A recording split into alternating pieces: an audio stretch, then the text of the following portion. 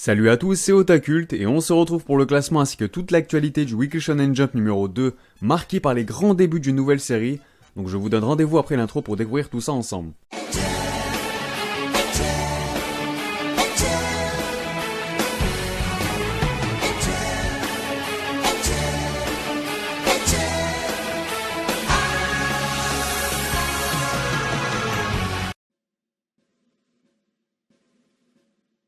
Comme d'habitude, on commence avec la partie hors classement. Et c'est donc à la nouvelle série Néolation de Tomohide Hirao et Mizuki Yoda que reviennent la couverture ainsi que les premières pages couleurs du magazine. Au vu de la concurrence actuelle, ce petit poussé devra lui aussi faire vite ses preuves s'il veut éviter un arrêt prématuré par les éditeurs, donc on peut lui souhaiter bonne chance. Les autres pages couleurs reviennent quant à elles à Jujutsu Kaisen dont la Shueisha ne cesse d'envoyer le paquet niveau promo, on y reviendra dans la rubrique actualité. Bien évidemment, la récente série Chainsaw Man profite elle aussi d'une petite page couleur pour son deuxième chapitre, tout comme le one-shot Shikyu Buei Gun Nimesawa Shunjinshi qui en profite à son tour. A noter la présence du chapitre spécial intitulé Saotome Shimai wa Manga no Tamenara, retour de la catégorie réservée aux intouchables, aux gag manga, qui ont un traitement de faveur par les éditeurs, puisque mes prévisions se sont bel et bien confirmées cette semaine.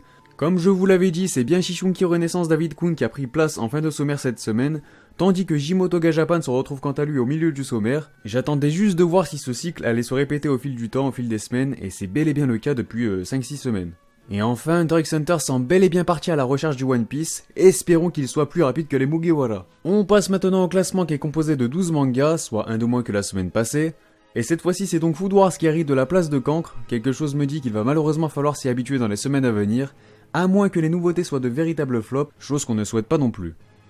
Inamaru Sumo recule jusqu'à l'avant-dernière place et semble également se stabiliser dans les tréfonds du sommaire, et c'est Yuna de la portion Yuragi qui va encore une fois compléter le trio de fin, après avoir cependant gratté un pion. Retour dans le classement assez délicat pour Agtech qui n'a pas pu faire mieux qu'une décevante 9ème position, ce qui en fait sa plus mauvaise prestation sur ces derniers mois. Je vous rappelle qu'il avait bénéficié d'une petite page couleur la semaine passée. Il est devancé par Aikyu qui ne fait pas bien mieux puisqu'il effectue quant à lui son comeback au 8ème rang, après avoir lui aussi profité d'une page couleur. We Never Learn repart de l'avant en progressant de 2 étages, ce qui lui permet de découvrir le 7ème cette semaine. Il est malgré tout toujours devancé par Black Clover qui avance lui aussi de 2 échelons, de quoi lui permettre de se hisser à la 6ème position. Top 5 pour l'Hérodeur de la Nuit qui glisse du podium et qui cède son trône par la même occasion, après avoir perdu la bagatelle de 4 places. Les héros de My Hero Academia repartent eux aussi au front en se rapprochant du podium grâce à leurs 2 positions de remontée. Techniquement, le manga était absent il y a 8 semaines, donc son classement dans ce numéro reste très anecdotique. En théorie, puisque je vous rappelle qu'il y a un décalage de 8 semaines entre l'apparition d'un chapitre et son classement dans le magazine. Mais s'il échappe au podium, ce n'est pas le cas de The Promised Neverland puisque sa petite place de gagner lui offre la médaille de bronze. De leur côté, les pirates de One Piece se contentent de conserver leur médaille d'argent, tandis que Dr Stone reprend enfin le pouvoir après sa jolie remontée de 2 positions. On enchaîne avec les informations concernant le Jump numéro 3. Ce dernier sera marqué par les débuts de la dernière série de nouveautés, à savoir Gokutei Iguma de Natsuki Ogami. Il profitera bien entendu de la couverture du magazine ainsi que des premières pages couleurs de ce dernier. Les autres pages couleurs reviendront quant à elles à We Never Learn ainsi qu'au chapitre spécial de Nisekoi qui effectuera un retour en coup de vent dans le Jump si on peut dire ça comme ça. Sans oublier que le deuxième chapitre de Néolation sera lui aussi mis en avant par une page couleur et de quelques pages supplémentaires. Sur ce, place à la rubrique actualité qui est peu chargée comparée à la semaine passée. Et on commence tout d'abord par l'actu manga puisque sachez que Jujutsu Kaisen s'est payé une vidéo promotionnelle totalement animée. Bon, je peux pas vous la montrer dans cette vidéo sinon la Shueisha va me balayer, mais vous la retrouverez dans la description. Ça annonce vraiment que du lourd pour l'avenir de cette série qui semble griller de plus en plus vite les étapes. D'autant plus que la série a déjà atteint la barre des 500 000 exemplaires vendus en 2 volumes. Sachant que ces chiffres ont encore augmenté depuis, puisque les tomes 3 et 0 de la série viennent tout juste de sortir au Japon, c'est juste phénoménal. Sinon, voici la sublime double page couleur de World Trigger pour ses débuts dans le Jump Square numéro 1. Niveau sortie manga du mois de décembre en France, vous pouvez d'ores et déjà retrouver le tome 53 de Gintama en librairie, disponible aux éditions Kana. Le 6ème opus de Yuna de la portion Yuragi est quant à lui prévu pour le mercredi 12 décembre aux éditions Pika. Mis à part ça, un nouveau roman centré sur l'univers de The Promised Neverland est prévu pour le 4 janvier prochain au Japon.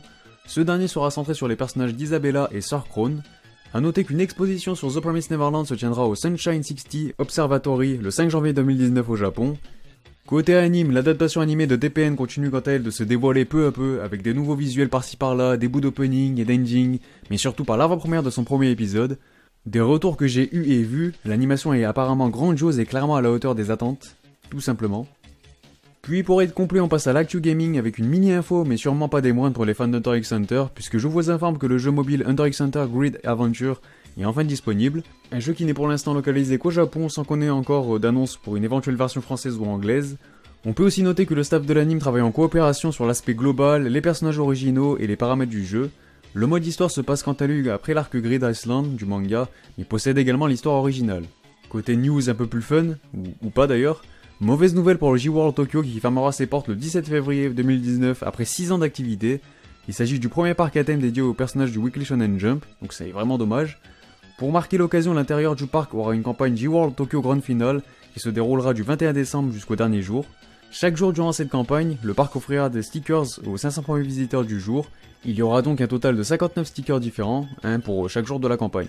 Et enfin pour clore cette rubrique, une énorme nouvelle a été annoncée par Sasaki, l'éditeur en chef du Weekly Shonen Jump.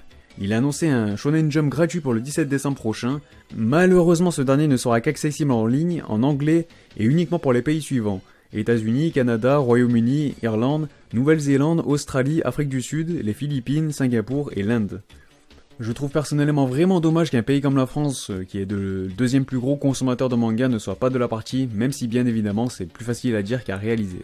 Pour conclure, on passe comme vous le savez au top Oricon. Il s'agit des ventes de la semaine du 26 novembre au 2 décembre 2018 au Japon. Et le seul rescapé de ce top est encore une fois le 11e volume de The Promised Neverland qui figure à la 34e position après en avoir cédé 6.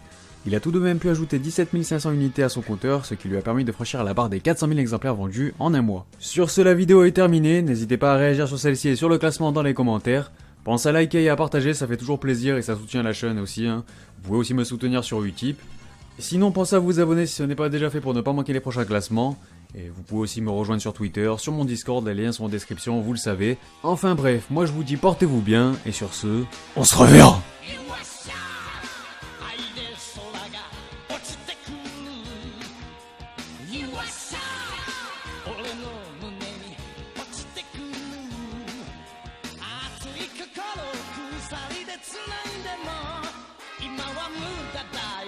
邪魔するやつは指先一つで」